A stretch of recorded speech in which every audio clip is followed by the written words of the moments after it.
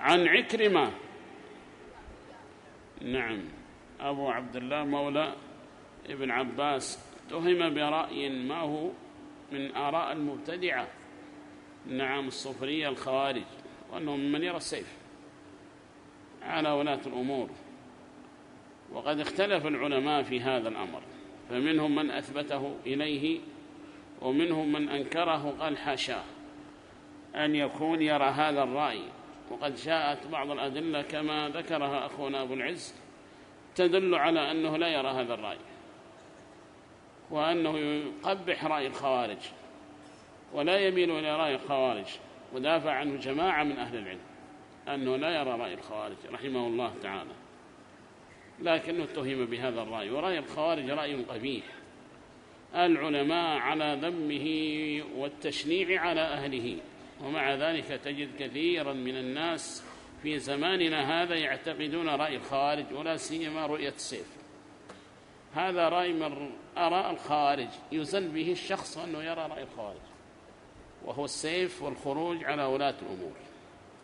فهذا رأي قبيح حذاري منه، يحذر طالب العلم من هذا الرأي الفاسد الكاسد الذي لا يقوم على دليل ولا على قرآن ولا برهان، بل الأدلة قاطعة بالتحذير من هذا الأمر، وآمرة بطاعة ولاة الأمور المسلمين.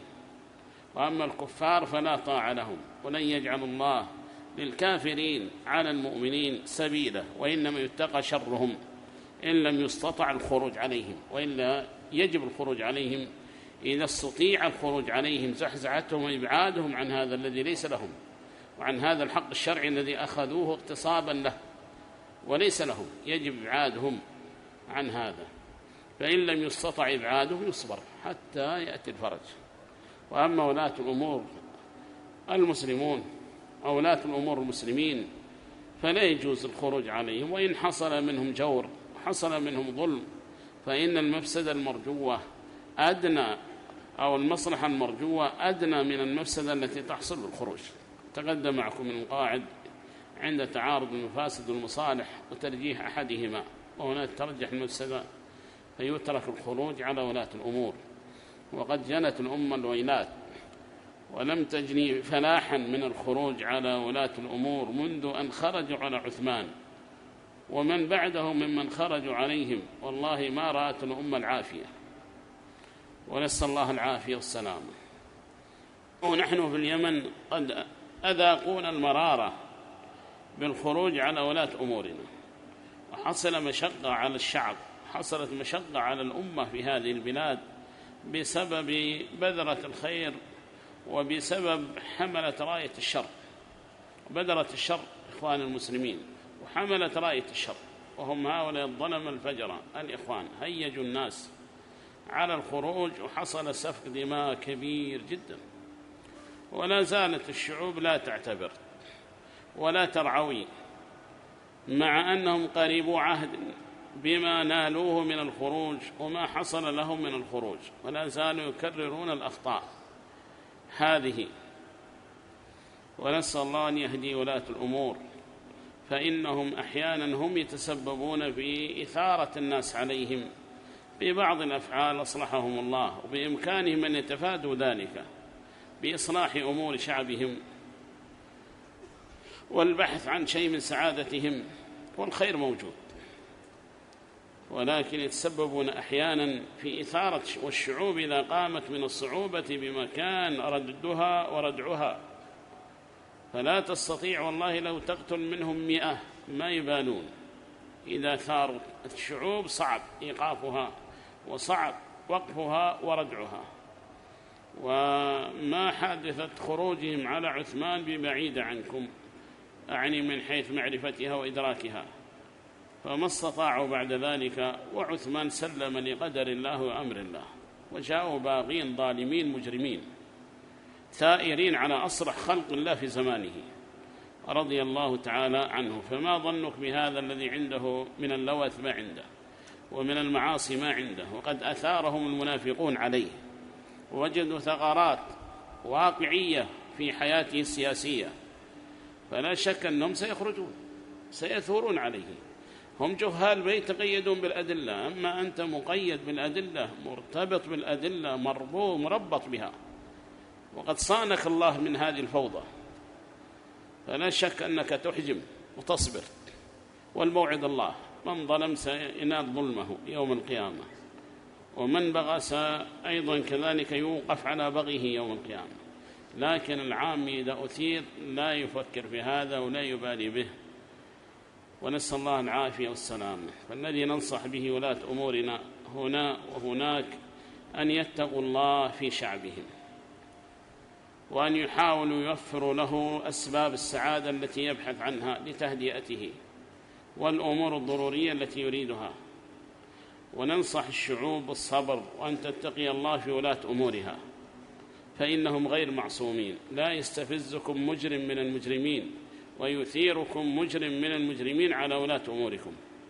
اصبروا عليهم، ويكون هناك تناصح وإدخال الوسائط والتذكير بالله سبحانه وتعالى، التذكير بالله من قبل العلماء ومن قبل السياسيين الطيبين محبين الخير الخائفين على بلدهم، فتتضافر الجهود في إبعاد الشر عن الناس والضرر يزال.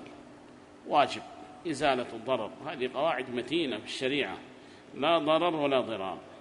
فعلى ولاة الأمور أن يسعوا في إزالة الضرر عن رعيتهم، وعلى الرعية بالصبر والسعي في إصلاح ذات البين ورأب الصدع.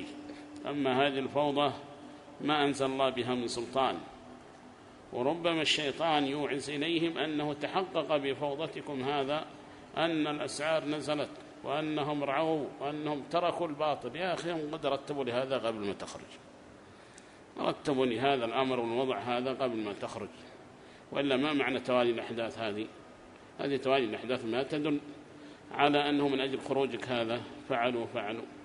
خروجك غلط، ولو حصل به شيء مما ترجوه خروجك غلط، وإنما الأمور تلافى بشرع الله سبحانه وتعالى، وما عند الله لا ينال معصيته.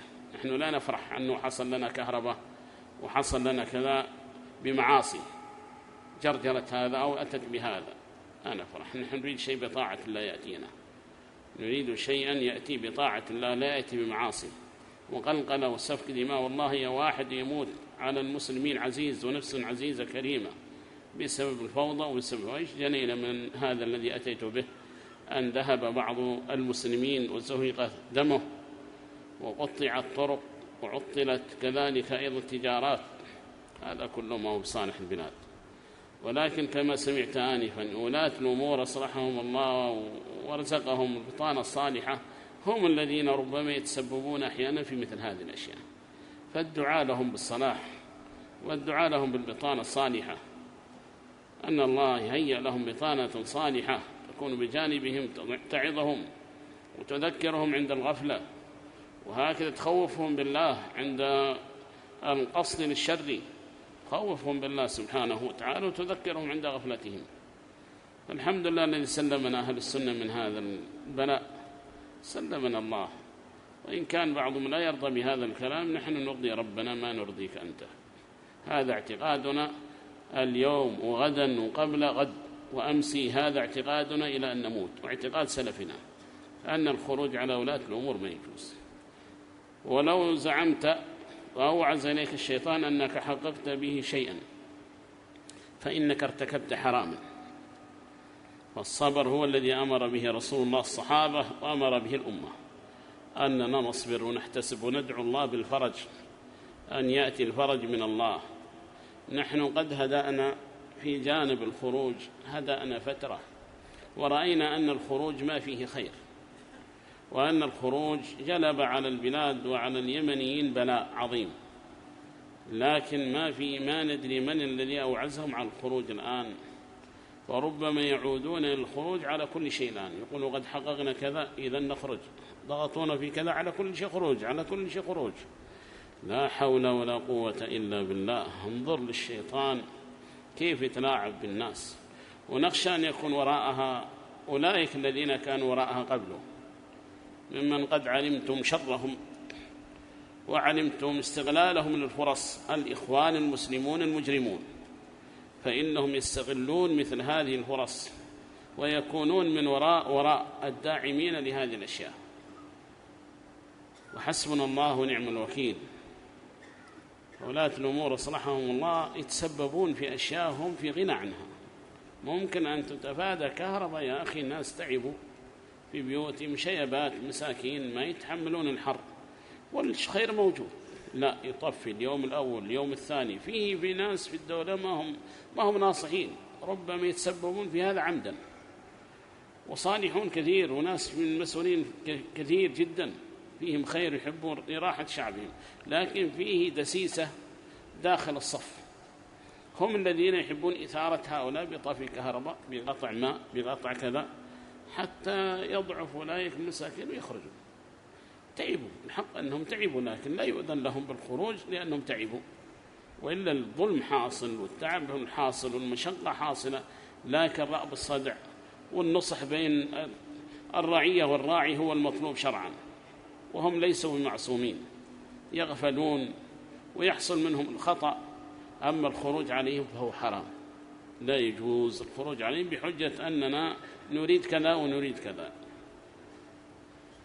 فالإخوان المسلمون دسيسا الحق، لا تقول أن الإخوان ذهبوا من حضرموت، ما في إخواني، لا والله، وهم عقارب يدسون رؤوسهم ويبرزون الشوكة تلك اللاذعة ويستغلون الفرص للنذع، وهم متواجدون في ساحل حضرموت وداخل حضرموت، لكنهم إذا ضعفوا دسوا رؤوسهم، وإذا قويت شوكتهم أو جاءت فرصة لمزاولة الأعمال الشريرة التي قد عرفوا بها قاموا ثاروا.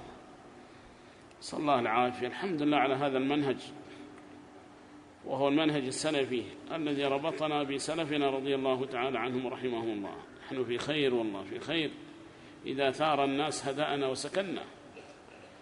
وسكننا، حالنا على وتيرة واحدة عند الشدة وعند الرخاء. فلذلك يتعجب من هذا الذي كان حاله كذلك، عجبا لأمر المؤمن إن أمره كله له خير. الحديث مشهور عندكم.